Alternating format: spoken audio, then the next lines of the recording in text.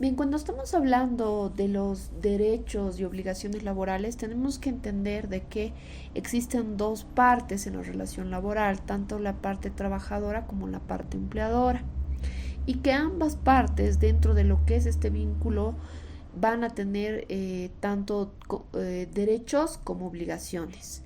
Algo que también hay que aclarar es que no van a ser los mismos derechos reconocidos para el trabajador como para el empleador. La principal norma que regula los derechos, garantías de un trabajador es la Constitución Política del Estado. Pero además de lo que establece el texto constitucional, existen otras normas que estarían regulando tanto derechos como obligaciones para ambas partes, ¿no? Entre estas normas tenemos el Decreto Supremo 28699 del 1 de mayo de 2006, que está destinado a regular lo que es la estabilidad laboral y la inamovilidad laboral. Asimismo tenemos el Decreto Supremo 3352 de 21 de febrero de 2006, que ha elevado a rango de ley lo que es el fuero sindical. Cuando veamos materia sindical vamos a poder entender a qué nos estamos refiriendo con el fuero sindical. De momento les adelanto que es un derecho y una garantía de índole constitucional, perdón, pero que se está reconociendo únicamente a aquellos trabajadores que formen parte de los directorios que estarían administrando los sindicatos de trabajadores. Entre otras de las normas principales tenemos el Decreto Supremo 29010 del 9 de enero de 2007, que regula lo que es el salario dominical en empresas productivas, ¿no? Está regulando cómo se va a pagar el salario dominical. Asimismo tenemos el Decreto Supremo 110 de 1 de mayo de 2009, que regula indemnización a partir de los 91 días de trabajo continuo, que eso ya lo hemos podido ver en lo que eran los beneficios sociales. Luego está el Decreto Supremo 522 de 22 de mayo de 2010, que regula el pago del quinquenio en el sector privado. La Ley 065 del 10 de diciembre de 2010, que regula el nuevo sistema integral de pensiones. Y lo que es el Decreto Supremo número 1802 de 20 de noviembre del 2003, que regula el segundo aguinaldo, ¿no? Asimismo, también dentro de la normativa que va a regular derechos y obligaciones laborales está la Ley General del Trabajo, el Decreto Supremo 224, que es su decreto reglamentario, y otras normas conexas que estarían regulando materia laboral. Entre las principales garantías y derechos que están reconocidos tanto por la Constitución Política del Estado y las normas que les he señalado estarían la restitución de los derechos de los trabajadores, la estabilidad laboral, lo que es la reincorporación laboral, el salario dominical en empresas productivas, la indemnización a partir de los 91 días de trabajo, el quinquenio, y todo lo que va a ser la nueva administración del sistema integral de pensiones, más el pago de los aguinaldos y el pago del segundo aguinaldo, que ha sido regulado en los últimos años y reconocidos. En cuanto a la Constitución Política del Estado, esta se va a aplicar en primacía en relación a las otras normas. Ya lo habíamos establecido en anteriores clases.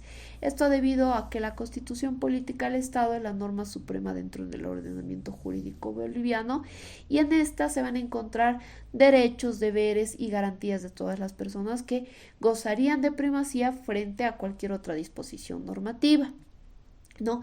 Y esta aplicación de normas jurídicas se va a regir por la jerarquía dispuesta por la Constitución Política del Estado. La Constitución Política del Estado reconoce todo lo que es el régimen laboral a partir del artículo 46 de la Constitución Política del Estado hasta el 55. El artículo 56 el artículo 46 está reconociendo que toda persona va a tener derecho al trabajo, a la seguridad industrial, la higiene, la salud ocupacional, un salario justo, ¿no? Y también reconoce la estabilidad laboral y prohíbe todo lo que son los trabajos forzosos, ¿no? El artículo 48 ya está hablando de las características que van a tener los derechos laborales y garantías laborales, ¿no? Nos dice que son de cumplimiento obligatorio, que se van a aplicar los principios de protección a favor de los trabajadores, que ya hemos visto cuáles son estos principios laborales, y garantiza todo lo que es la continuidad, la estabilidad laboral, la inamovilidad de los trabajadores y también el reconocimiento de beneficios y aportes a la seguridad social, con las características esenciales de que son inembargables y que son imprescriptibles. En cuanto a lo que son los contratos laborales, el artículo 49 de la Constitución Política del Estado ha establecido que la ley va a ser la que va a regular todo lo relacionado a los contratos laborales. Eso ya lo hemos visto en la Ley General del Trabajo y en su decreto reglamentario, que es el decreto ley 16-18-7, ¿no? También está regulando lo que son los salarios mínimos, los incrementos salariales, lo que es la reincorporación, el manejo de feriados, cómputos de antigüedad, jornada laboral, horas extras, horas dominicales, pago de aguinaldos, indemnizaciones, desahucio, y establece que el Estado va a garantizar todo lo que es la protección de este tipo de derechos y obligaciones. Entre los derechos del trabajador, ¿qué vamos a tener? El derecho a una remuneración, que quiere decir un salario, todo concepto económico que emerge de la prestación de un trabajo, como ser bonos, primas, aguinaldos, comisiones y otros, ¿no? La permanencia y la estabilidad en el empleo, que quiere decir que nadie va a poder ser despedido salvo causa legal.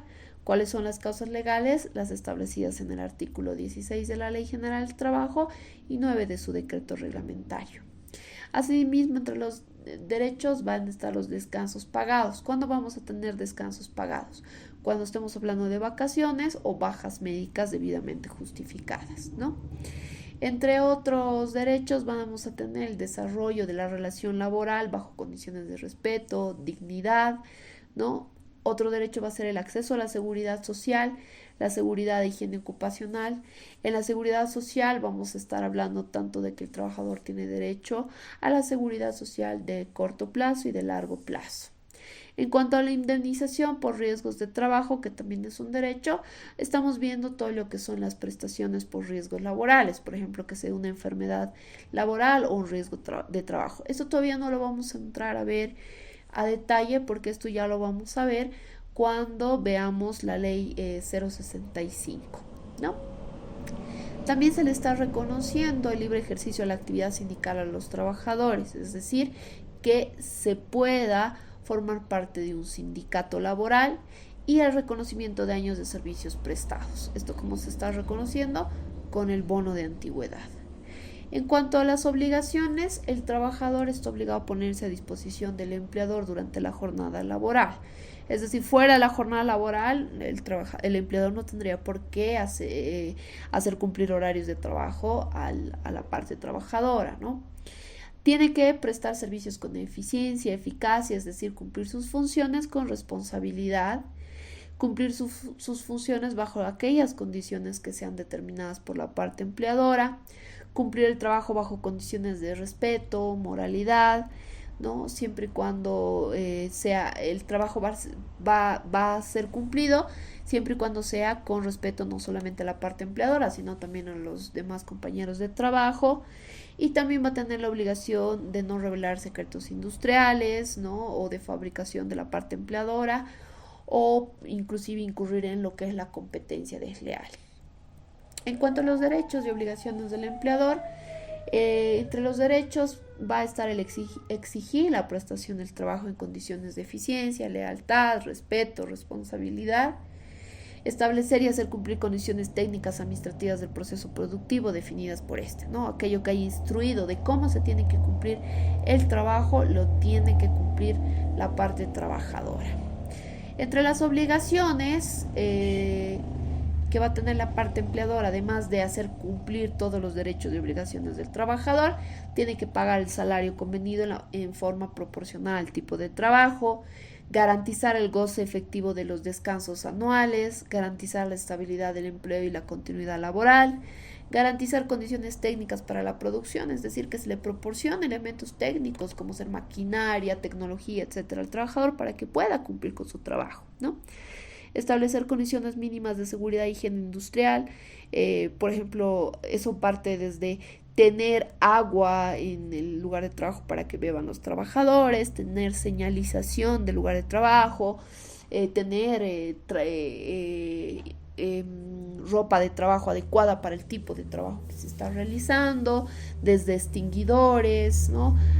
Puntos de encuentro en el lugar de trabajo en caso de que suceda alguna situación, generar lugares de seguridad para los trabajadores, ¿no? Por ejemplo, que no haya cables sueltos que puedan generar un peligro para los trabajadores, ¿no? Todo esto es considerado importante dentro de lo que es las obligaciones que tiene que cumplir el trabajador.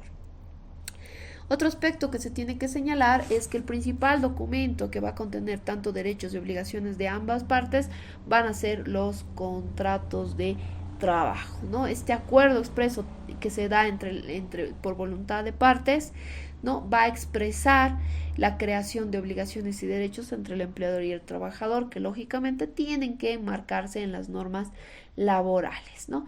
¿Cuál va a ser la importancia del contrato de trabajo? Esto ya lo hemos visto, pero necesitamos reiterarlo en relación a los derechos y obligaciones.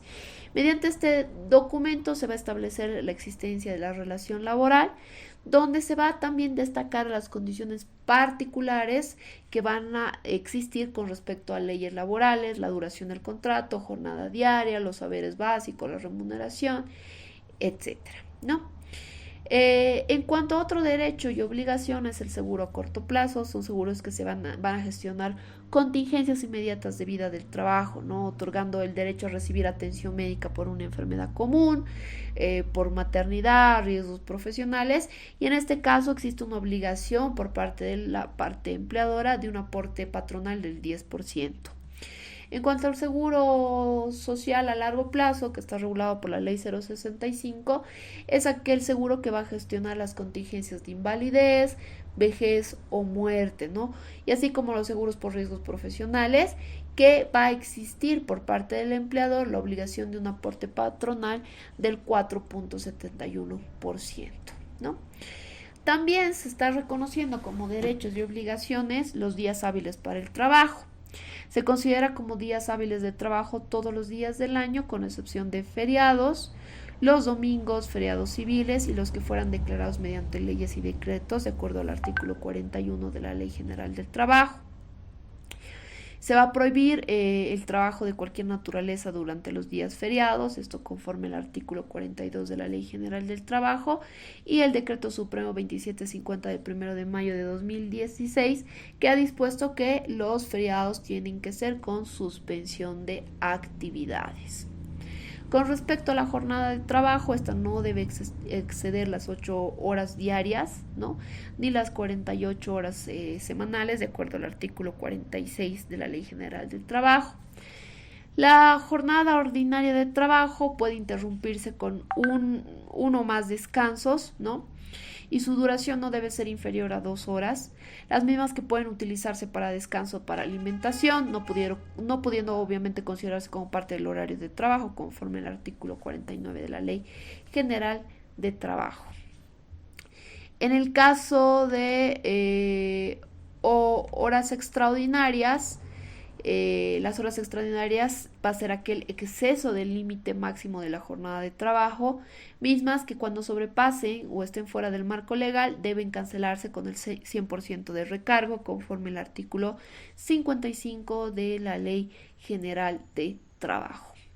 En cuanto a la remuneración, también es un derecho del trabajador, va a ser aquel salario, ¿no?, que va a ser traducido en todo pago, pactado o efectuado por parte en contraprestación de los servicios prestados, y este no puede convenirse en un monto inferior al salario mínimo nacional. Ya lo habíamos visto, el mínimo nacional en la actualidad es 2.122 bolivianos, y esto está regulado por el artículo 52 de la Ley General del Trabajo, ¿no? Asimismo, en cuanto al plazo para el pago del salario, tenemos que entender que este no puede exceder el plazo los primeros 15 días del mes, ¿no? Entonces se tiene máximo 15 días para pagar el salario, de acuerdo al artículo 53 de la Ley General del Trabajo. En cuanto al bono de antigüedad, este está regulado por el Decreto Supremo 21137, que dispone que los trabajadores, tanto del sector público como privado, tienen derecho a un bono de antigüedad de acuerdo a la escala que fue establecida en su momento por el artículo 60 del Decreto Supremo 21060 y que aplica al salario mínimo nacional. Habíamos visto esto, ya incluso lo hemos visto en los cálculos de beneficios sociales, que en el caso de un trabajador que haya trabajado de 2 a 4 años, el porcentaje aplicable es del 5%, de 5 a 7 años el 11%, de 8 a 10 años el 18%, de 11 a 14 años el 26%, de 15 a 19 años el 34%, de 20 a 24 el 42% y de 25 años o más el 50%.